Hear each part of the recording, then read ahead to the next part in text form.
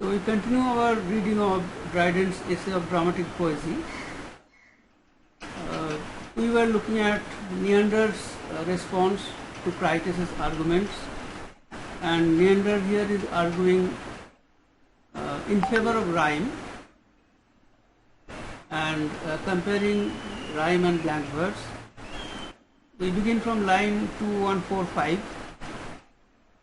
But perhaps you may tell me, I have proposed such a way to make rhyme natural and consequently proper to plays as is unpracticable, and that I shall scarce find 6 or 8 lines together in any play where the words are so placed and chosen as is required to make it natural. So he is assuming that there will be an argument against the natural quality of rhyme. Rhyme is artificial, and hardly in 9-10 lines perhaps one can find rhyme to be used naturally. I answer, no poet need constrain himself at all times to it. It is enough he makes it his general rule. So Neander's reply is that rhyme need not be compulsory for a poet. That is, a poet need not feel constrained by the rules of rhyme, but it should be a general rule. That is, he should use rhyme most of the times. For I deny not, but sometimes there may be a greatness in placing the words otherwise. So sometimes verse which is not rhymed, that is also appropriate.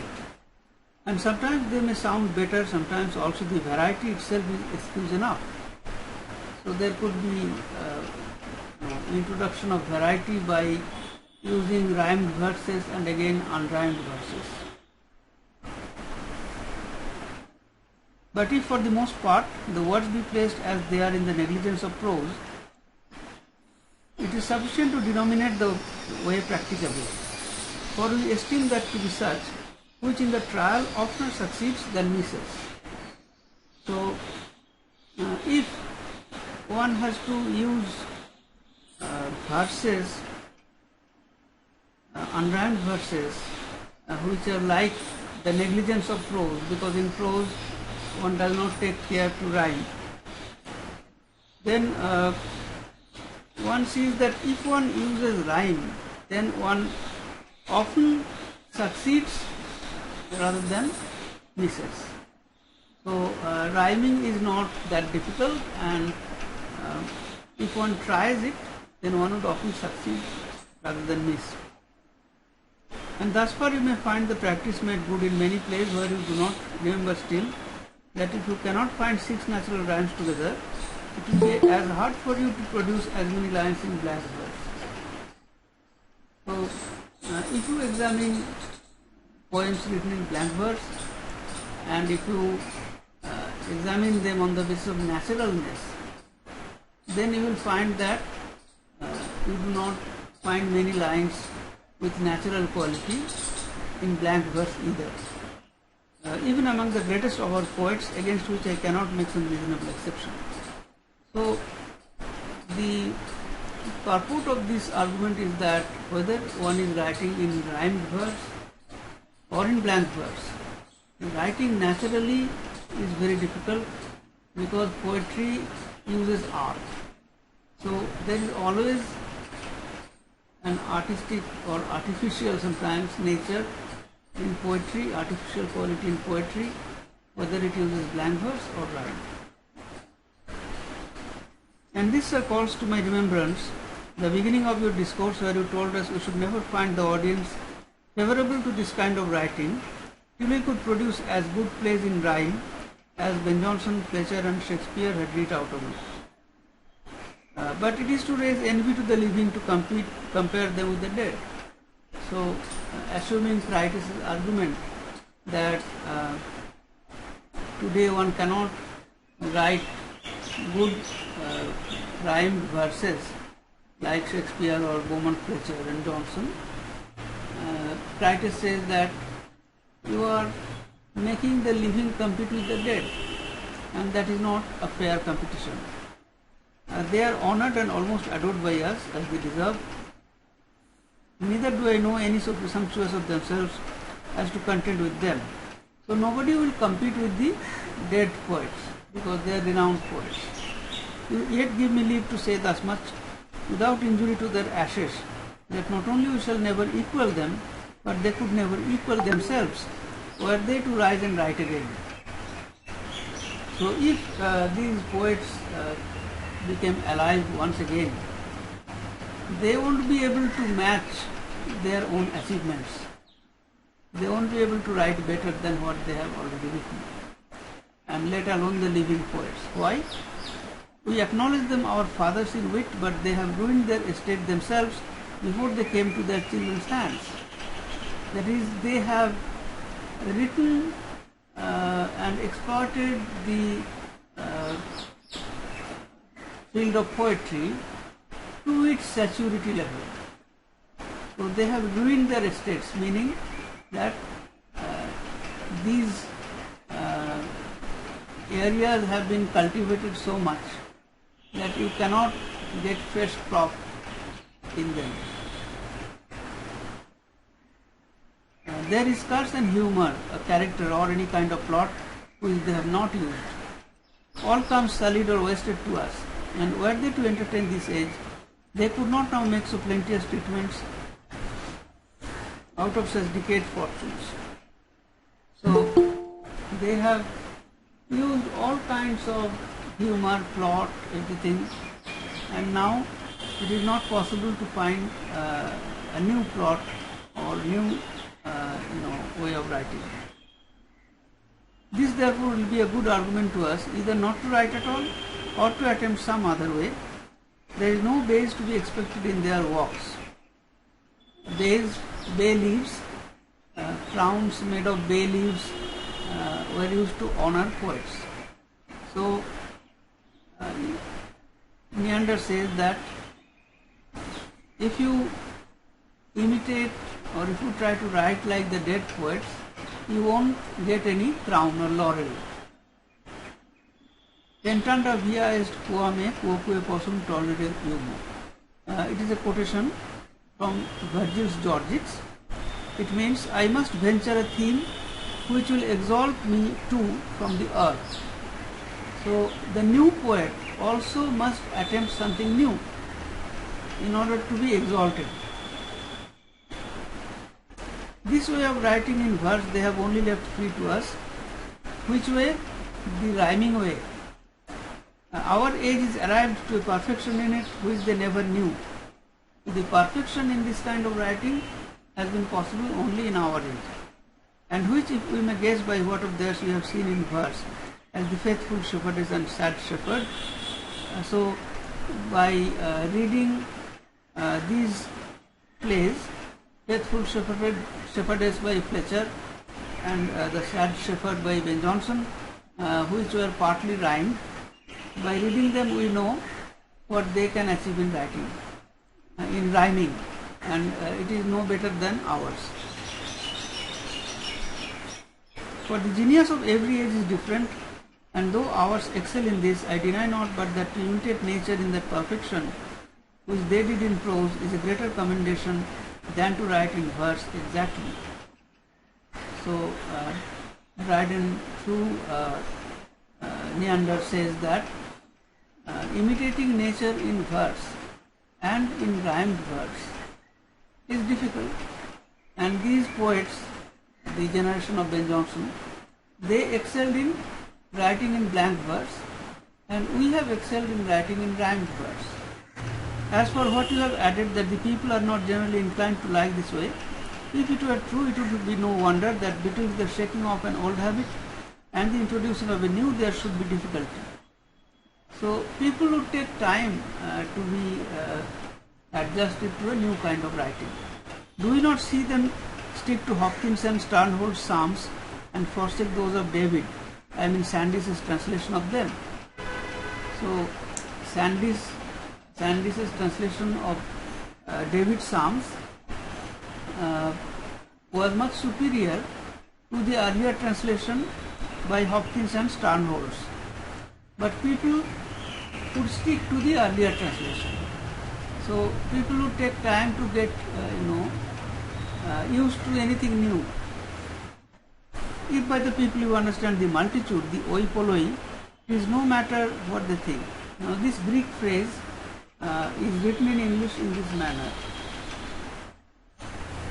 Oi polloi means the crowd, the multitude, the crowd.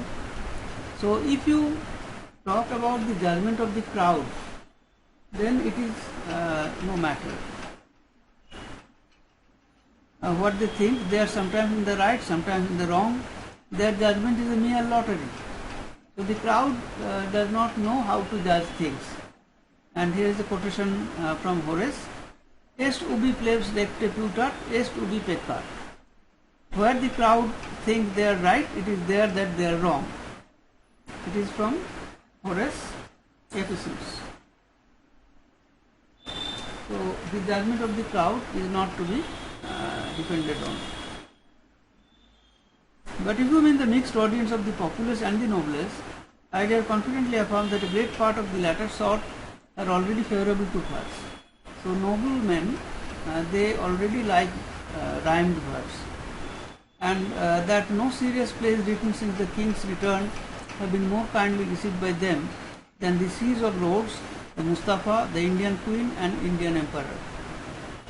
So after the restoration, these plays written in verse, they were the most popular ones. Siege of Rhodes, already referred to, was the first English opera. Mustafa was a play by Roger Boyle, and the next two plays, they were by Dryden and Howard. But I come now to the inference of your first argument. You said that the dialogue of plays is presented as the effect of sudden thought, but no man speaks suddenly or extempore in rhyme. So you see how many times Dryden uses the phrase extempore,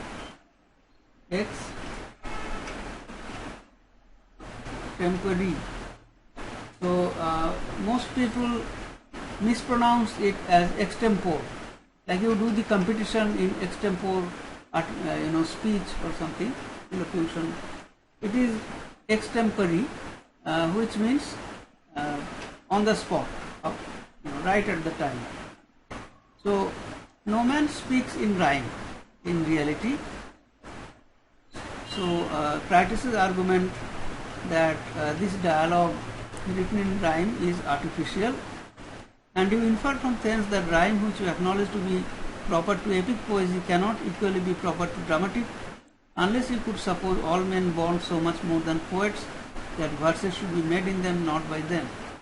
So Critias had argued that if people can speak in drama, which is the nearest example of real life, if people can speak in verse in drama, then they must be born poets, extremely talented.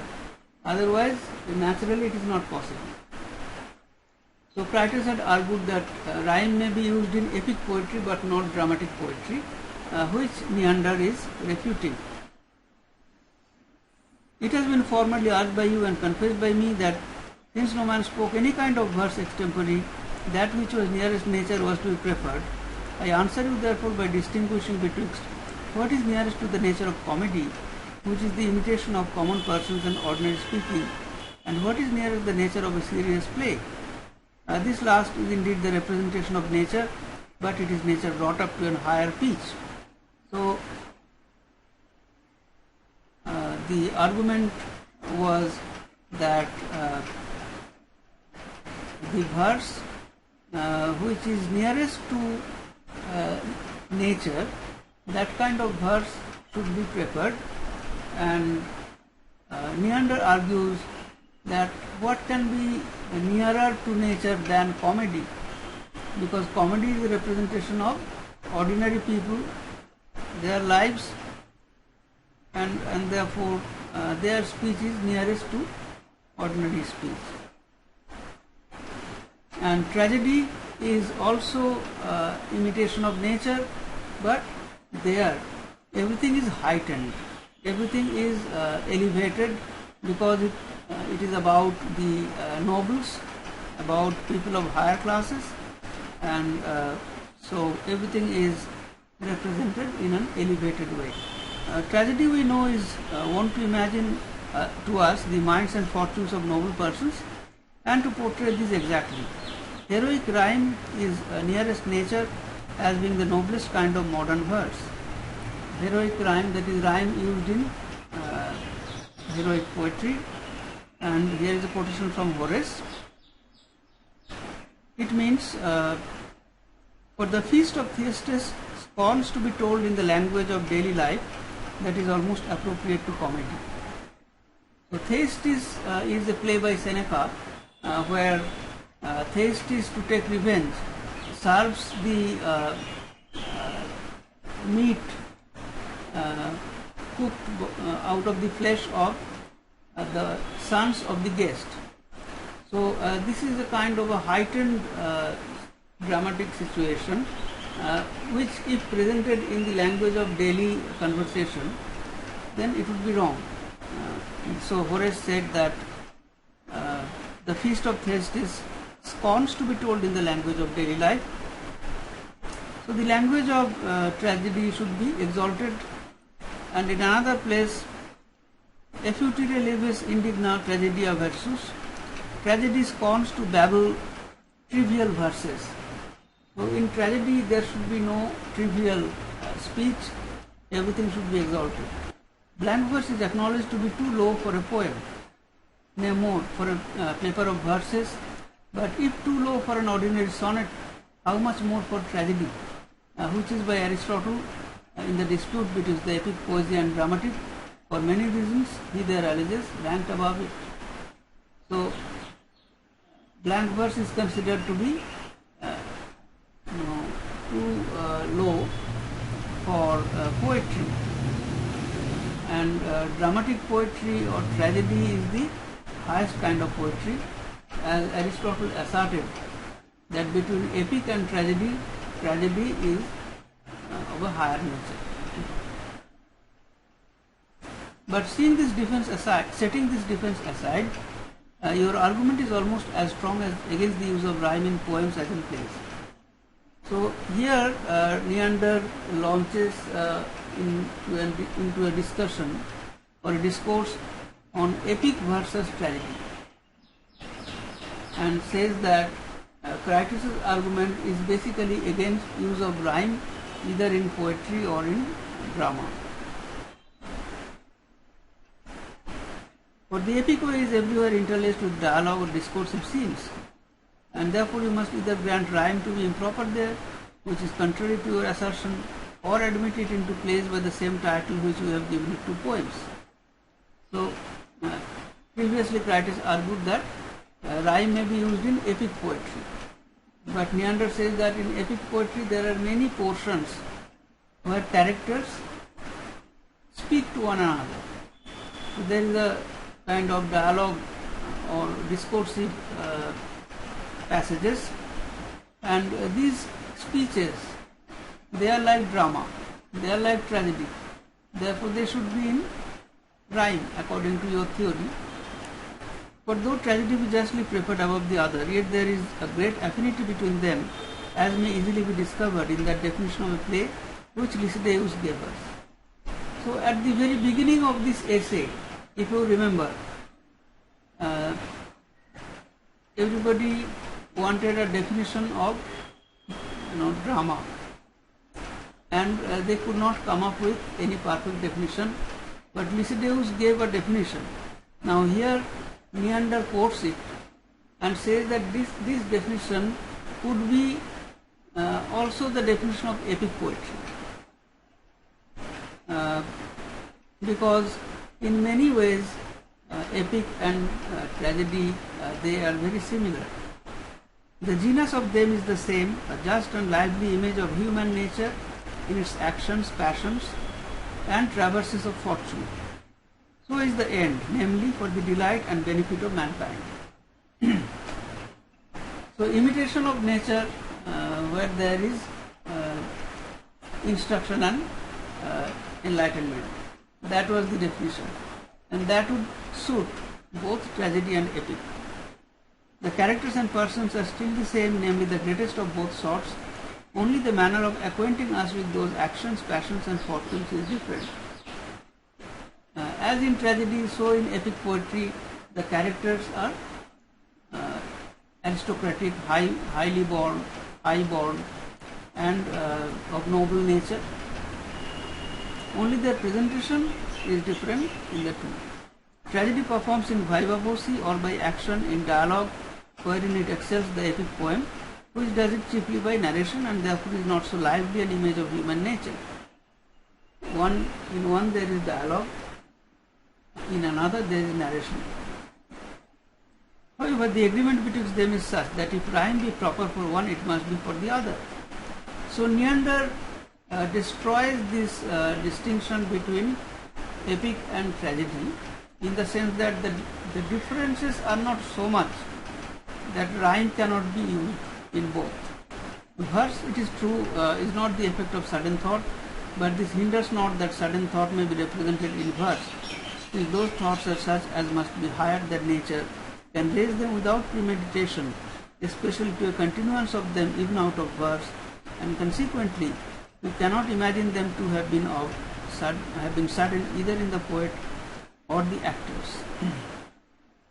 So to the objection that high thoughts, they do not come suddenly and therefore they cannot be expected to be rhymed.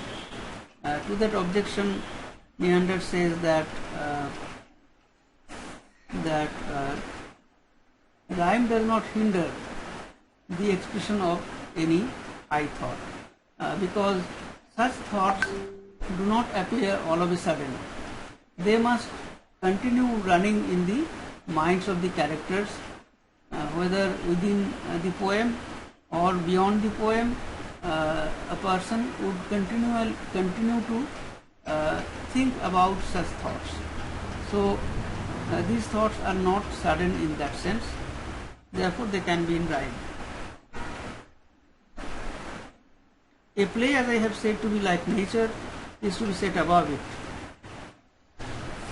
Statues which are placed on high are made greater than the life, that they may descend to the sight in their just proportion. So like a sculpture, like a statue, which is made of greater proportions than that of an average person and set on a high pedestal, so that the vision can descend to the spectator. Similarly, high poetry or tragedy, it should be also elevated so that it can descend on the mind of the reader. Perhaps I have insisted too long on this objection, but the clearing of it will make my stay shorter on the rest. You tell us, Critias, that rhyme appears most unnatural in repartees or short replies. So here is again an argument on the use of rhyme in repartees. So repartee or quick reply, that was very common in drama because it offered a lot of avenue for the use of wit, quick wit. When he who answers, it being presumed he knew not what the other would say, makes up that part of the verse which was left incomplete and supplies both the sound and measure of it. This, you say, looks rather like the confederacy of two than the answer of one. So this was the objection of Critias at the beginning, that in a repartee the sense of a sentence ends in the middle. So a line is divided into two hemistiches. The first hemistiche is uttered by the first person and it is replied in the second hemistiche by the second person, but yet the rhyme is kept intact. So that seems to be artificial according to Critias. Then Neander refutes it. The latter half of the hemistiche as commonly made up, or a second line subjoined as a reply to the former, which anyone leave in Johnson's plays will be sufficiently clear to you. So if you read plays like Ben Jonson's plays or Greek comedy, you will see that it is a common practice You will often find in the Greek tragedians and in Seneca that when a scene grows up into the warmth of repartees, the latter part of the trimeter is supplied by him who answers. And yet it was never observed as a fault in them by any of the ancient or modern critics. So use of repartee and breaking a line in the middle, assigning half of the line to the other character, that is a common practice in drama. The case is the same in our verse as it was in theirs, rhyme to us being in lieu of quantity to them. So the ancient poets, they used quantitative verse and we are using rhyme, but the use is similar. But if no latitude is to be allowed a poet, you take from him not only his license of quid licet audendi, but you tie him up in a straighter compass than you would a philosopher. So you must give this much of liberty to a poet to vary his lines. This Latin phrase, quid licet audendi, means hazarding anything. It is in Horace's Ars Poetica. So a poet must take the chance. He must take all chances to vary his poem. If you do not give him this liberty, then you are tying him up in a straitjacket. This is indeed Musa's colere severiores. This is to cultivate the stricter muses. This Latin phrase is from Martial's poem Epigrams, and it means to cultivate the stricter muses. So you make the writing of poetry extremely strict. You would have him follow nature, but he must follow her on foot. That is, he cannot let his imagination run. He must walk. You have dismounted him from his Pegasus. Pegasus is the mythical flying horse with wings, which was believed to be symbolical for a poet's imagination. But you tell us this supplying the last half of a verse or adjoining a whole second to the former looks more like the design of two than the answer of one. Suppose we acknowledge it. How comes this confederacy to be more displeasing to you than in a dance which is well connived? So this criticism that when two characters seem to plan together the formation of a line, it is like a confederacy. Neander is comparing this to the form of dancing. So in dancing, the partners, they step in a way to complement each other. So if that design in dancing, that confederacy or that planning in dancing is acceptable and pleasurable, then what is the problem with two speakers forming a line together? So in dance, the united design of many persons make up one figure. After they have separated themselves in petty divisions, they rejoin one by one into a gross. The confederacy is plain amongst them.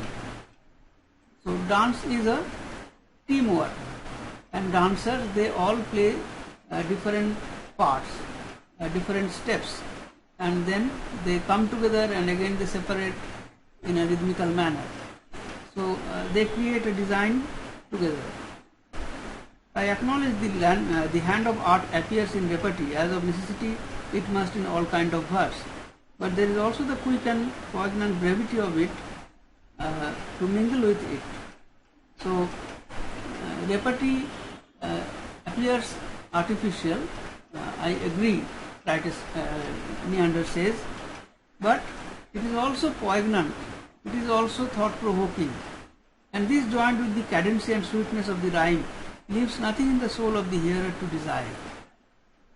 So the wit in the repartee, in the short reply, when it is joined with the cadency, the rhythm and the rhyme, then it becomes a sweet, delectable thing. So while we attend to other beauties of the matter, it is an art which appears, but it appears only like the shadowings of painter. Painter means painting, which being to cause the rounding of it cannot be absent. So in painting, shadow is used to create volume, and if that shadow is not there, then the painting falls flat.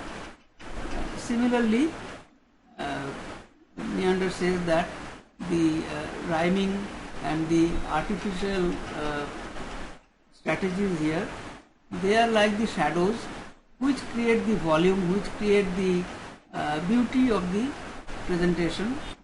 So while we attend to the other beauties of the matter, the care and labor of the rhyme is carried from us, or at least drowned in its own sweetness, as bees are sometimes buried in their honey.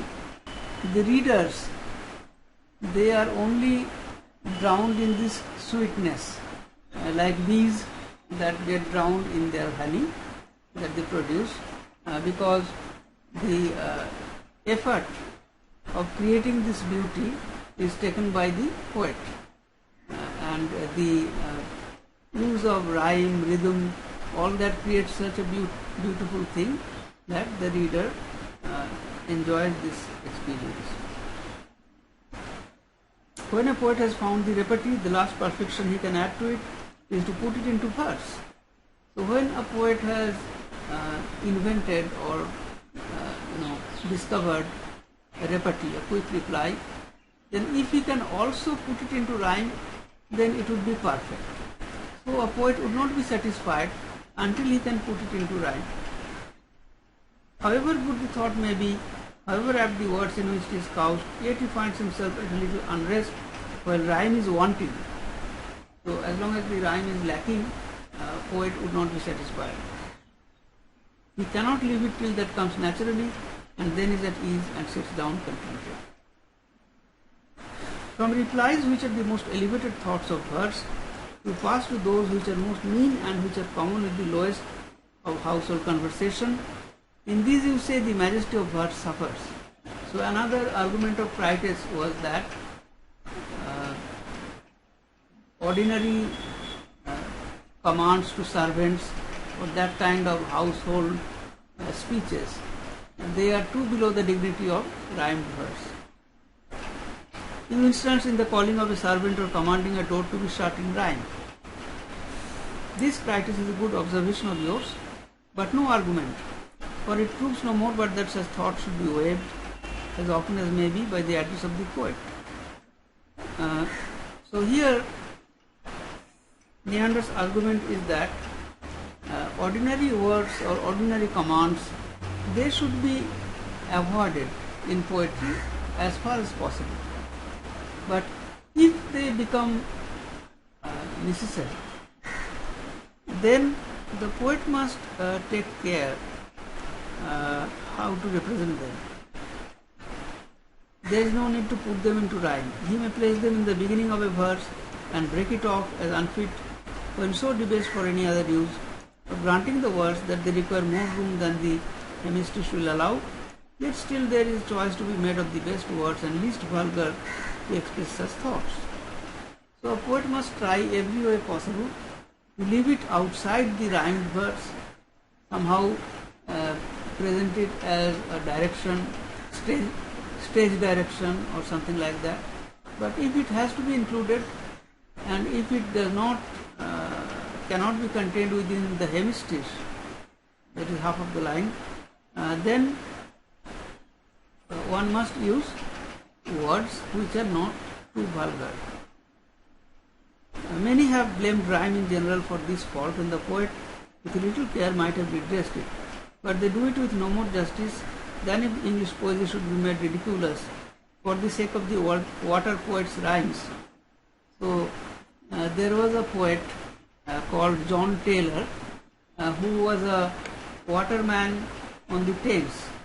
So he was a waterman, that is, he rowed the boats on the Thames, and he was a poet. He composed many verses. So he was called the water poet. Naturally, the quality of his verses were not very noble. So Neander says that you cannot blame poetry if somebody like John Taylor writes poetry. So poetry itself does not become bad for that. Our language is nobleful and significant, and I know not why he who is master of it may not clothe ordinary things in it as decently as the Latin. So if one is diligent, then even ordinary things can be said in a dignified manner in English as it can be said in Latin. And here is an example from Cicero: Delectus verborum origo est eloquentiae. The choice of words is the foundation of eloquence. This is from Cicero. The name of his work is Brutus. It was the saying of Julius Caesar, one so curious in his that none of them can be changed but for a verse. One would think unlock the door was a thing as vulgar as could be spoken, and yet Seneca could make it sound high and lofty in his Latin: Reserate clusos regi postes laris. Set wide the palace gates. So this is nothing but the instruction of opening a door. But Seneca writes it by using so dignified words that it sounds wonderful. But I turn from this exception both because it happens not above twice or thrice in any play, that those vulgar thoughts are used, and then too the necessity of them may excuse them. For if they are little and mean in rhyme, they are of consequence such in blank verse. So thought which is vulgar or mean, that would be bad whether it is rhymed verse or it is blank verse. Besides that, the great eagerness and precipitation with which they are spoken makes us rather mind the substance than the dress, that for which they are spoken, rather than what is spoke, for there always the effect of some hasty concernment and something of consequence depends on them. So the commands, instructions to servants and all those things, they are very important for the action, and they direct the reader's attention to the action rather than the words themselves, which is not the exact aim of poetry. The aim is to draw one's attention to the quality of the words. Thus, Critias, I have endeavored to answer your objections. It remains only that I should vindicate an argument for verse, which you have tried to overthrow. It had formerly been said that the easiness of blank verse renders the poet too luxuriant, but that the labor of rhyme bounds and circumscribes an over-fruitful fancy. So this argument has been kind of proved wrong, that rhyme is too confining and blank verse is too easy. First, give me leave, sir, to remember you that argument against which you raised this objection was only secondary. It was built on the hypothesis that to write in verse was proper for serious plays, that is tragedy, which supposition being granted, it asserted that this way of writing was an help to the poet's judgment by putting bounds to a wild, overflowing fancy. So rhyme puts some kind of a check on the overflowing imagination. Fancy, I think, therefore, it will not be hard for me to make good what it was to prove on that supposition.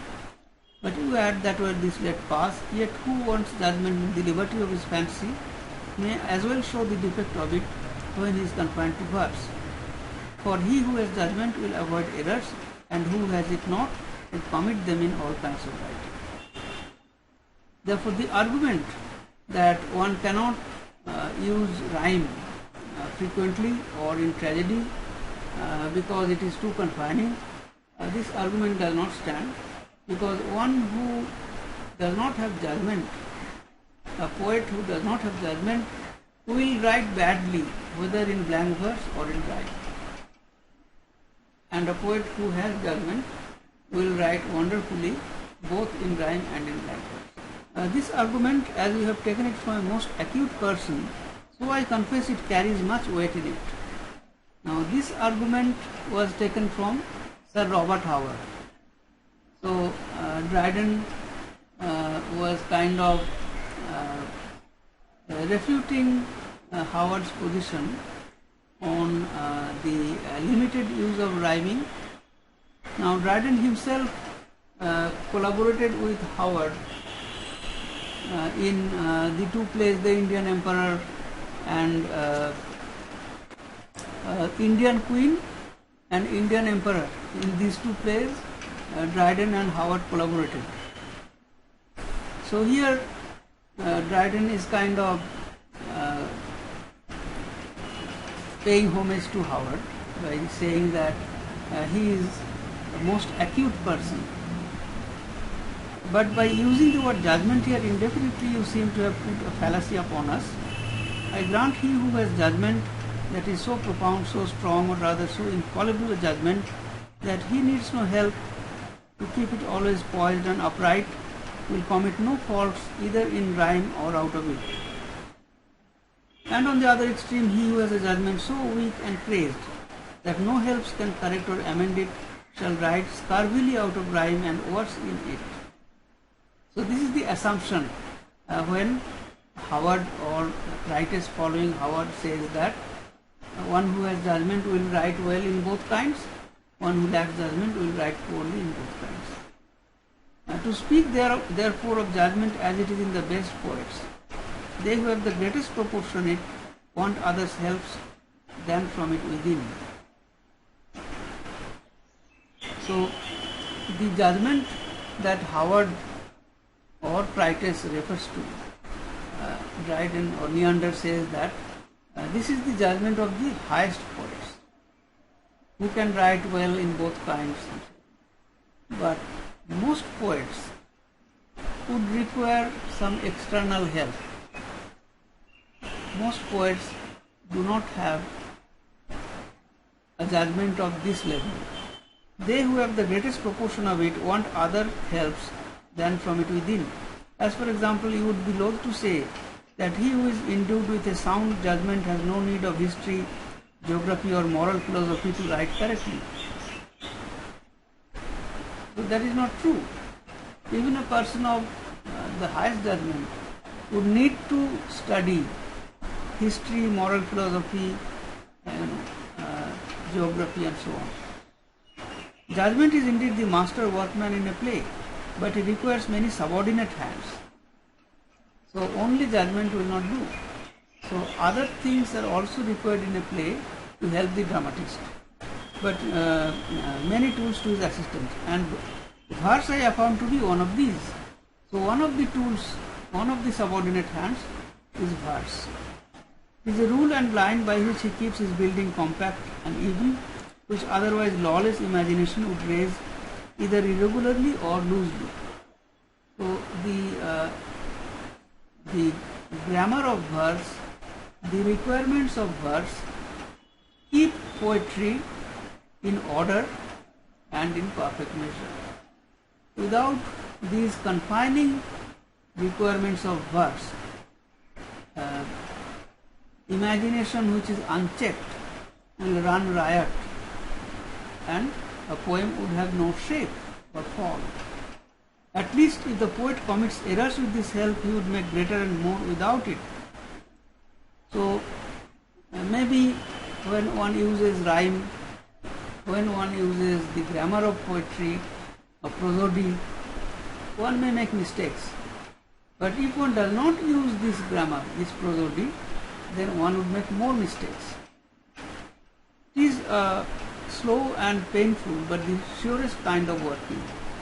Ovid, whom you accuse for luxuriancy in verse, had perhaps been further guilty of it had he written prose.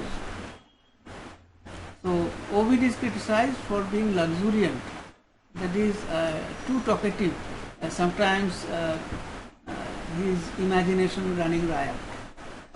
But had he written in prose, then it would have been worse, because poetry at least provided some resistance, verse provided some resistance to the free-flowing imagination.